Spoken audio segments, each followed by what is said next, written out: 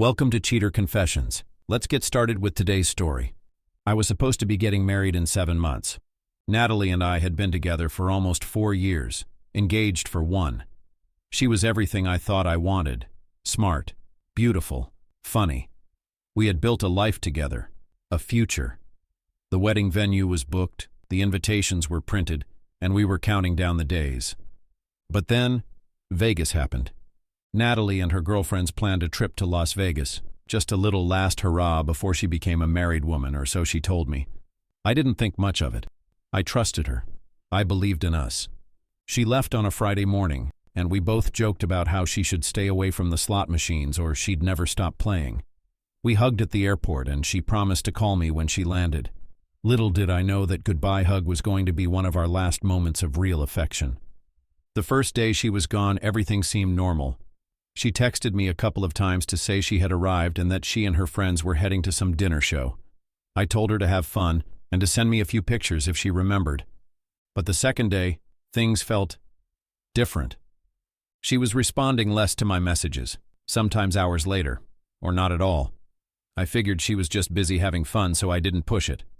But that night when I called her, she didn't pick up, not even a text back.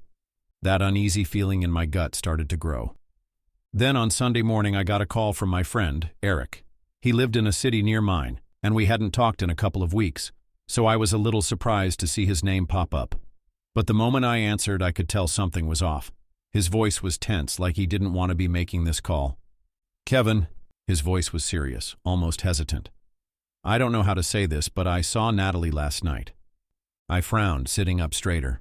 "What are you talking about? That's impossible. Natalie's in Vegas right now." "Yeah," he confirmed. My heart started pounding. "Wait, what?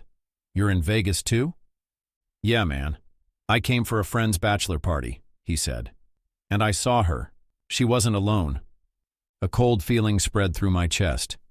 "What do you mean? Where did you see her?" Eric hesitated before saying, "At a club on the Strip. She was with some guy, and not just hanging out with him. She was all over him, holding hands, kissing." It felt like the ground had been ripped out from under me. I swallowed hard, gripping the phone tighter. "You're sure it was her?" "Dude," Eric said, "I know what your fiancée looks like. It was her." I couldn't speak. My mind was racing. "Kevin, listen," Eric continued. "If you don't believe me, I'll follow her. I'll take pictures." I exhaled sharply, my jaw tightening. "Do it." I told Eric which hotel she was staying at, and we ended the call. Then I tried to calm myself. I wanted to believe this was some kind of misunderstanding. About an hour later, Eric called me again.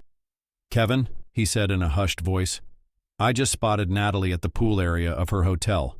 She's with the same guy. I'll try to get some photos." I went quiet for a moment. My heart pounded, my hands shaking. Part of me didn't want to see any proof, because once you see it, you can't unsee it. But I also knew I needed to know the truth. "Yeah, take them," I finally said. "Send me whatever you get." About 5 minutes later, my phone buzzed. Eric had sent the pictures. I opened them, and I froze. There she was, my Natalie, sitting on a lounge chair with a man, her hands all over him. In another picture, she was leaning in close, and in the next one, they were kissing. My heart cracked right then and there. A mix of numbness and fury flooded through me. It was undeniable. This wasn't some friend from work or a random moment. This was betrayal. I spent that night staring at those photos over and over, wishing they weren't real. Like somehow if I looked long enough, they'd turn into something else. But they never did. My fiancée was in Vegas, cheating on me with another man. Hours passed, filled with nothing but anger, disbelief, and the hollow ache of betrayal. And then finally, it hit me. It was over. There was no coming back from this. I had 2 choices: confront her and let her spin 1,000 lies, or end everything in a way she'd never forget. I chose the second option. The next morning, before I could lose my nerve, I canceled the wedding. I called the venue, informed them the wedding was off, and accepted that my deposit was likely gone forever. Next, I called the caterers and the photographer. I stopped by the church to tell them we wouldn't need the date anymore. And I did it all with a kind of cold determination. My voice was steady, but inside I felt like my entire world had crumbled. Then I called my family. "Mom, I'm so sorry to do this to you, but Natalie and we're not getting married anymore," I said, my tone empty. "What? Kevin, what happened?" my mom asked in disbelief. "She cheated on me," I replied simply. "I can't marry someone who would do that." My mom burst into tears. My dad took the phone next, telling me he supported whatever I decided. I told my brothers and my close cousins too, so that word would spread and people wouldn't be blindsided when the invitations were suddenly canceled. After that, I sat in silence for nearly an hour. Eventually, I took a deep breath and made my next call, to a locksmith. There was no way I was letting her step foot into my house again. Within an hour, the locks were changed.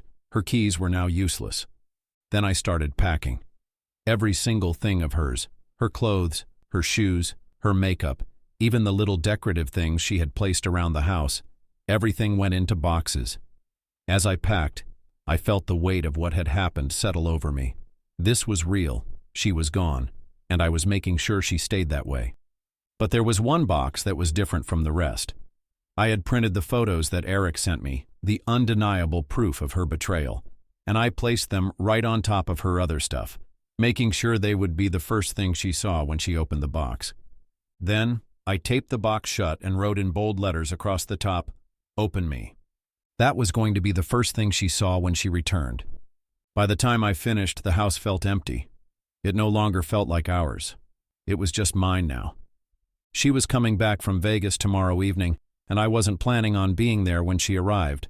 But before I left for good, I needed to see something first. A few hours before her flight landed, I moved all the boxes onto the front yard, placing the one with the photos right at the front, making sure it was the first thing she would see. Then I grabbed my bags and put them in my car. I parked it a few blocks away and rented a car for the day, one she wouldn't recognize. I wasn't just going to disappear without seeing her reaction. I wanted to watch as reality hit her. Once I had the rental, I drove back and parked across the street, far enough to not be noticed but close enough to see everything unfold. Not long after, my phone buzzed. "Hey baby, I just landed. Taking a taxi home now. Can't wait to see you," Natalie wrote. I smirked. She had no idea. I responded like nothing was wrong. "Okay, see you soon," I replied. And then, I waited.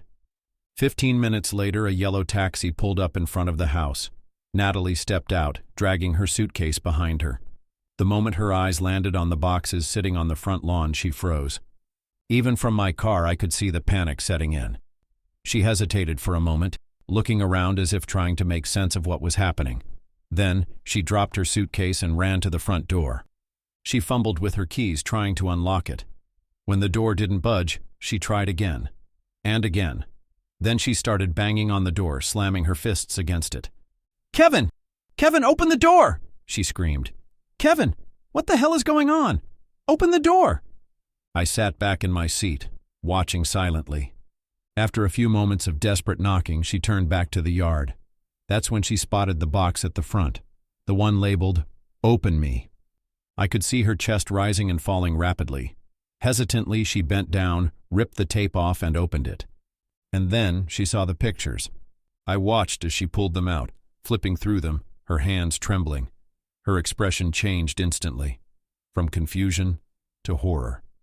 She fell to her knees. Tears streamed down her face as she clutched the pictures, her entire body shaking. A broken sob escaped her lips, and she covered her mouth with her hand. She knew. She knew she was caught. I had seen enough. I got what I came for. Without another glance, I started the car, drove off to pick up my real one, and left town. I had booked a hotel in a different city, far enough away that she wouldn't be able to find me. That night, when I arrived at the hotel, my phone was flooded with calls and messages from Natalie. Nearly 40 missed calls and countless texts lit up my screen. "Kevin, please talk to me. Kevin, I'm sorry, I love you, please let me explain."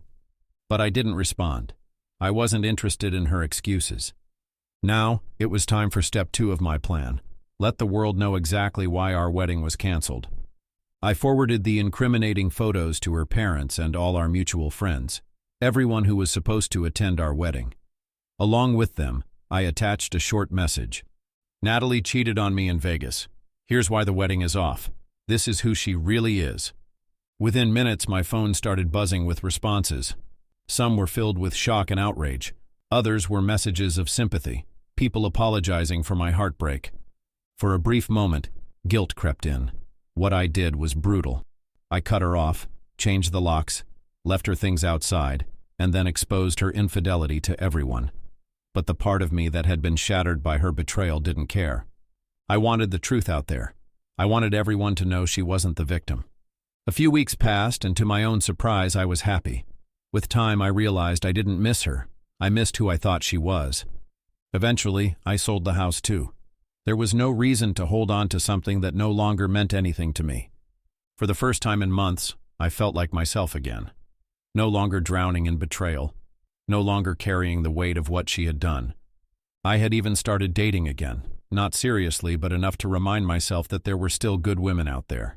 Women who understood what loyalty meant.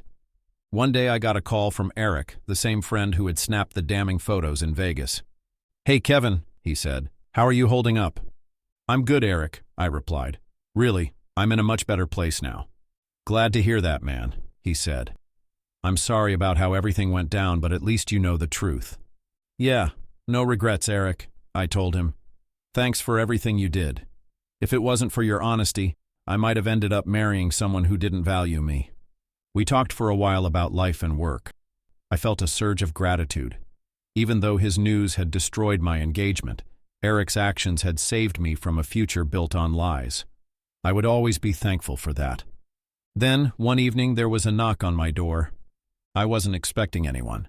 I walked over, opened it, and there she was. Natalie.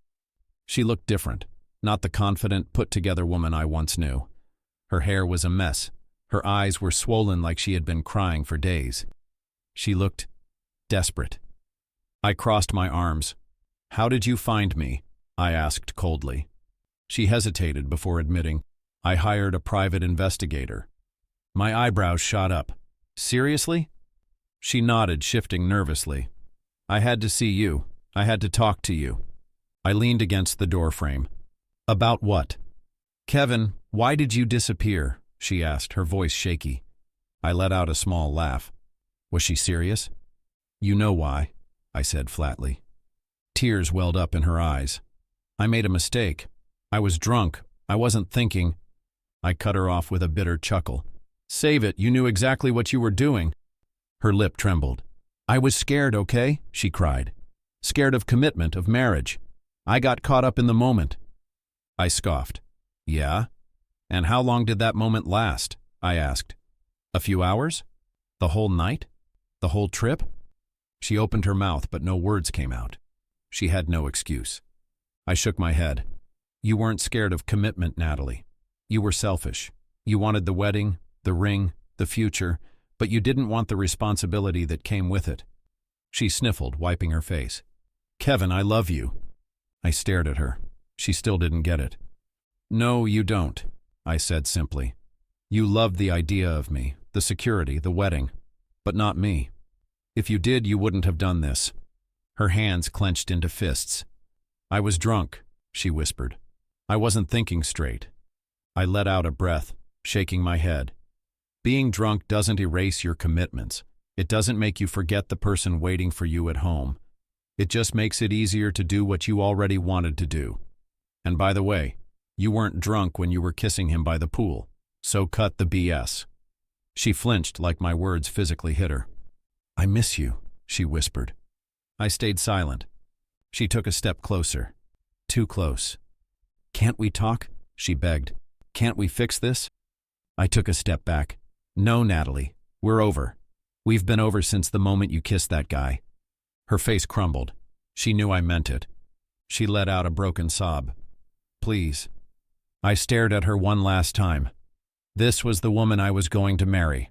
The woman I once thought I would spend my life with. And now, she was just a stranger to me. I gripped the door. "Don't bother me again." And then I shut it. I stood there for a moment, listening. Nothing. No more knocking. No more pleading. Just silence. And for the first time in months, I felt completely at peace. Thank you for watching.